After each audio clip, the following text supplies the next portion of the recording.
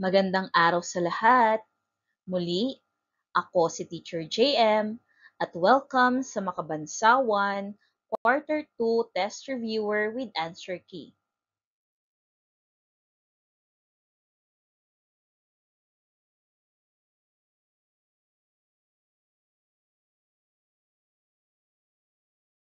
Paunawa, ang lahat ng nilalaman ng video na ito ay drill lamang upang makatulong sa mga mag-aaral sa kanilang pagsusulit. Maraming salamat po sa inyong pang-unawa. Panuto, piliin ang titik ng tamang sagot. Para sa item 1 to 9, basahin ang kwento sa ibaba. Ang kwento ng Matching at Pagong. Isang araw, naglalakad si Matching sa tabi ng ilog nang makita niya si Pagong na nagtatanim ng puno ng saging. "Pagong, tulungan kita," sabi ni Matching.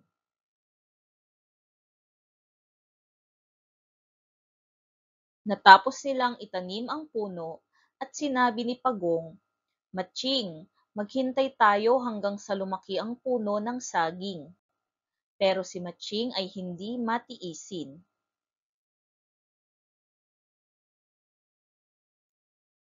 Isang araw, hindi na nakapaghintay si Matching. Umakyat siya sa puno ng saging at kumuha ng mga bunga.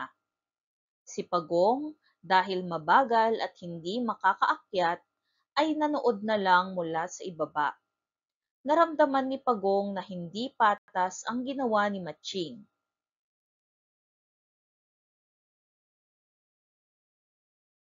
Kinaumagahan, bumalik si Matching, ngunit natuklasan niyang natumba ang puno ng saging. Wala na itong bunga. "Pasensya na, Matching," sabi ni Pagong. "Ang bunga ay para sa parehong nagtanim, hindi lamang sa isa."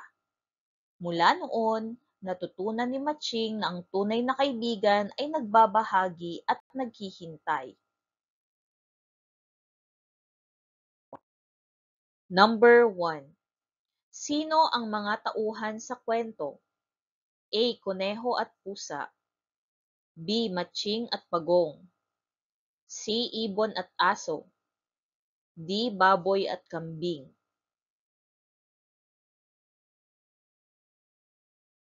Number 2.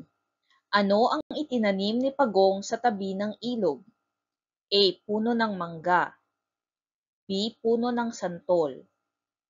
C. Puno ng niyog. D. Puno ng saging. Number 3. Bakit hindi nakapaghintay si Matching? A. Gusto niyang maglaro. B. Gusto niyang magpahinga. C. Gusto niyang tulungan si Pagong. D. Gusto niyang makuha ang mga saging. Number 4. Ano ang ginawa ni Matching sa puno ng saging? A. Pinutol niya ito. B. Inakyat niya at kinuha ang mga bunga. C. Tinulungan niyang diligan. D. Binalot niya sa kumot. Number 5. Ano ang naramdaman ni Pagong nang kinuha ni Matching ang mga bunga? A. Masaya. B. Malungkot. C. Nandidiri. D. Walang pakialam. Number 6. Ano ang ginawa ni Pagong sa puno kinabukasan? A. Tinumba niya ito. B. Diniligan niya ito. C. Pinalitan ng bagong puno. D. Kinalimutan niya ito. Number 7. Ano ang natutunan ni Matching sa dulo ng kwento? A. Mahirap tumulong. B. Mahalaga ang pagbabahagi at paghihintay.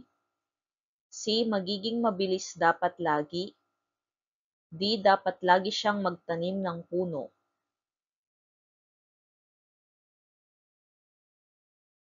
Number 8. Paano mo iguguhit si Matching sa kwento? A. Naglalaro ng bola. B. Umiinom ng tubig. C. Nasa taas ng puno ng saging. D. Nagtatago sa likod ng puno.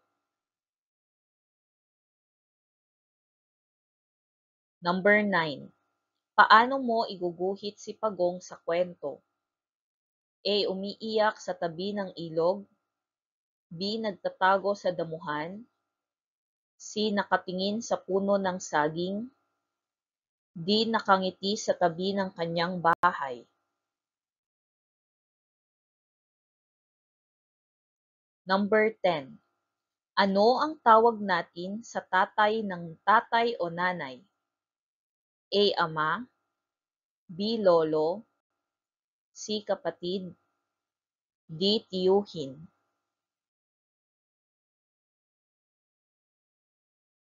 Number 11. Siya ang nag-aalaga sa pamilya at naglilinis ng bahay.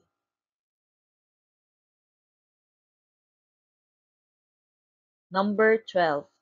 Sino ang tumutulong sa mga gawaing bahay kina nanay at tatay? A. Mga anak. B. Lolo. C. Ninong. D. Ninang. Number 13. Anong itsura ng lolo sa pamilya?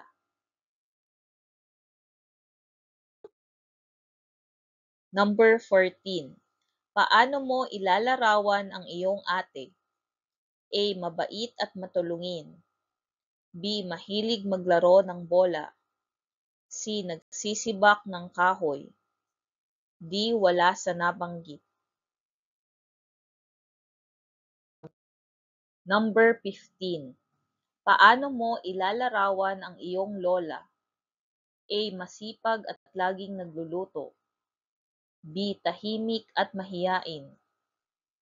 C. Palaging nag-aayos ng bubong. D. Mahilig magbisikleta.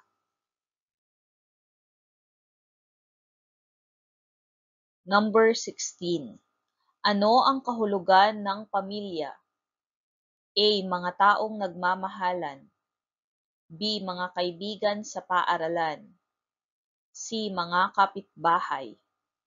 D. Mga kamag-anak sa ibang bansa. Number 17. Sino ang bumubuo sa isang pamilya? A. Mga bata lamang. B. Mga magulang at anak. C. Mga guro. D. Mga kaibigan. Number 18. Bakit mahalaga ang pamilya? A. Dahil may pagkain. B. Dahil sila ang nagmamahal sa atin. C. Dahil marami silang regalo. D. Dahil sila ang nagsusulat para sa atin.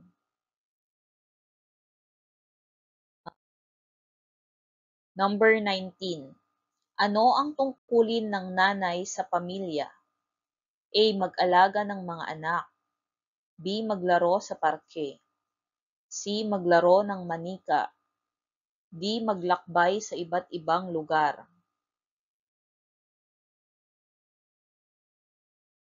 Number 20. Ano ang ginagawa ng tatay sa pamilya? A. Nagkakarpintero sa bahay. B. Nagtuturo ng tamang asal. C. Nagtatrabaho upang suportahan ang pamilya. D. Lahat ng nabanggit.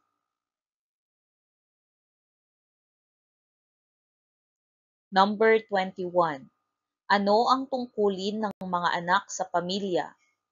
A. Tumutulong sa gawaing bahay. B. Naglalaro sa parke. C. Bumibili ng mga gamit. D. Nagbabakasyon. Number 22. Ano ang tawag sa pamilya na may nanay, tatay at mga anak? A. Two-parent family. B. Solo family. C. Extended family. D. Tiyuhin family. Number 23. Ano ang tawag sa pamilya kung may lola, lolo, magulang at mga anak na magkasama? A. Two-parent family. B. Solo family. C. Extended family. D. Pangmalakihang pamilya. Number 24. Ano ang tawag sa pamilya na nasa larawan? A. Two-parent family. B. Solo family. C. Extended family. D. Single family. Number 25. Bakit mahalaga ang pagtutulungan ng bawat kasapi ng pamilya? A. Para masaya ang pamilya. B. Para mabusog ang pamilya. C. Para may pagkain sa mesa.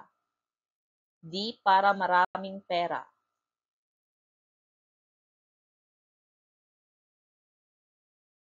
Number 26. Ano ang tungkulin ng bawat kasapi ng pamilya sa komunidad? A. Magtulungan para sa kaayusan. B. Maglaro ng basketball. C. Mamasyal sa parke. D. Magbenta ng pagkain.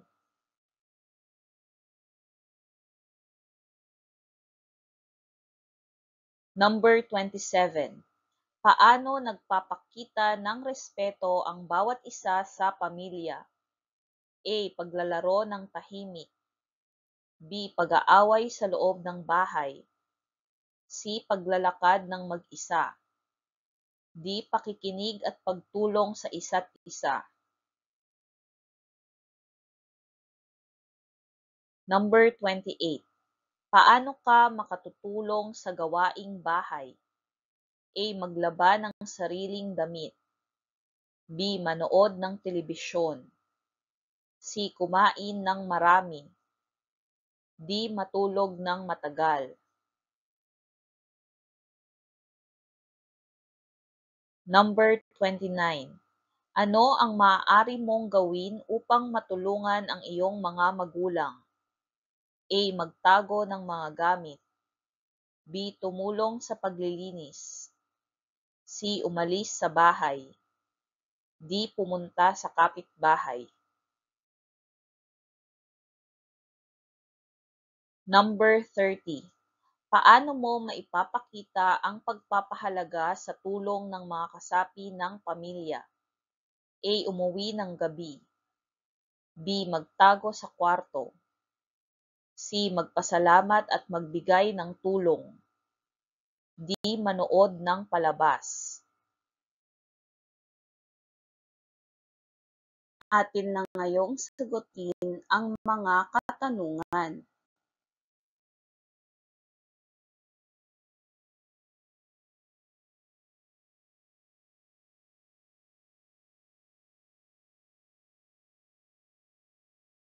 Ang tamang sagot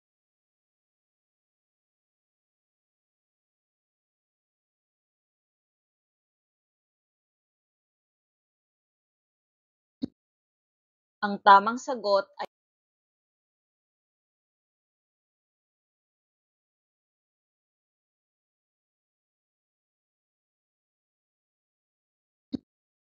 ang tamang sagot ay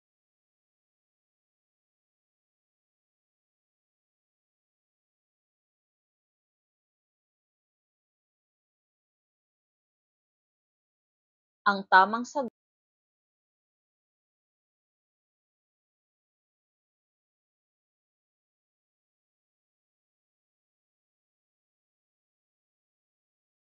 ang tamang sagot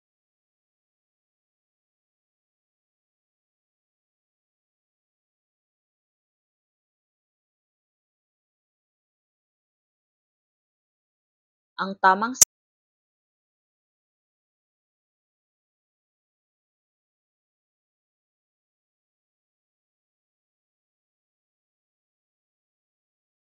ang tamang sagot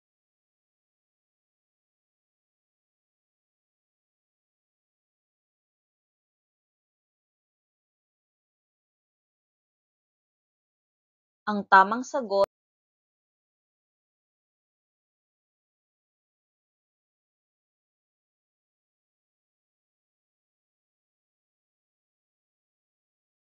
ang tamang sagot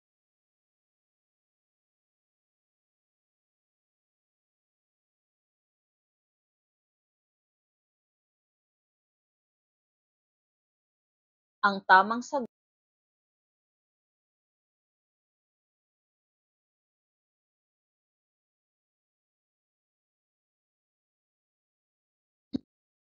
ang tamang sagot ay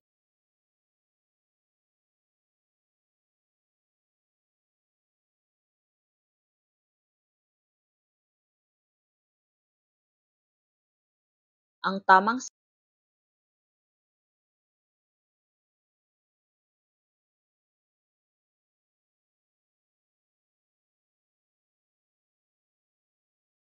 ang tamang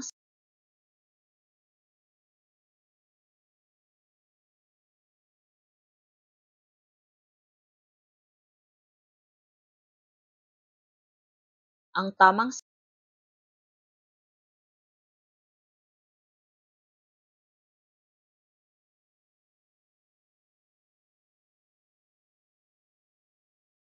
ang tamang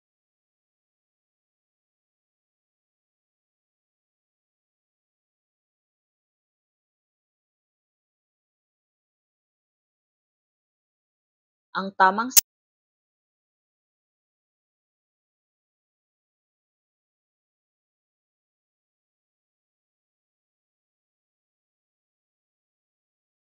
ang tamang sagot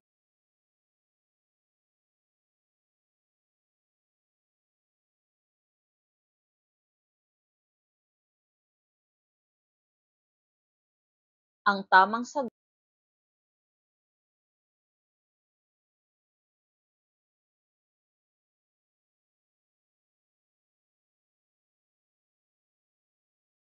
ang tamang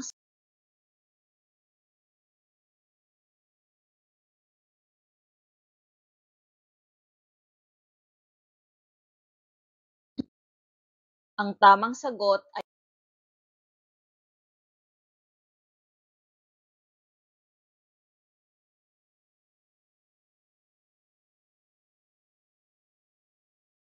ang tamang ang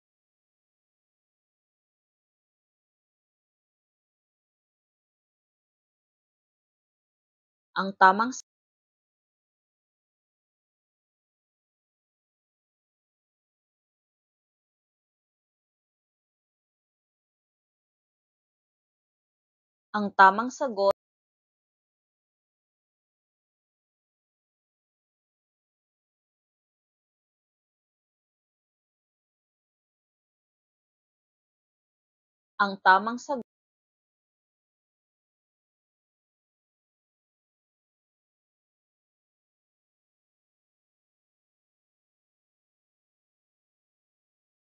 ang tamang sagot ang tamang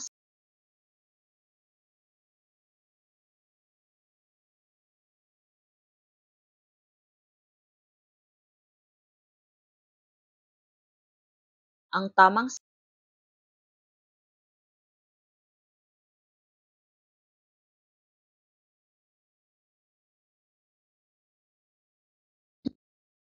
ang tamang sagot ay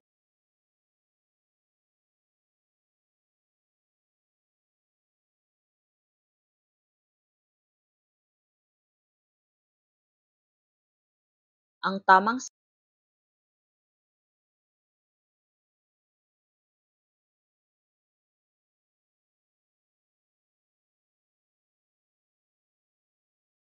ang tamang sagot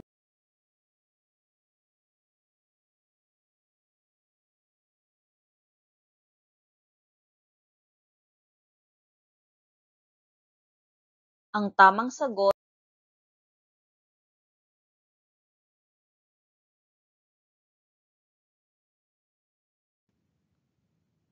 Maraming salamat sa panonood. Muli, ako si Teacher JM at please subscribe sa ating YouTube channel. Paki-like, comment, and share na rin. Maraming salamat!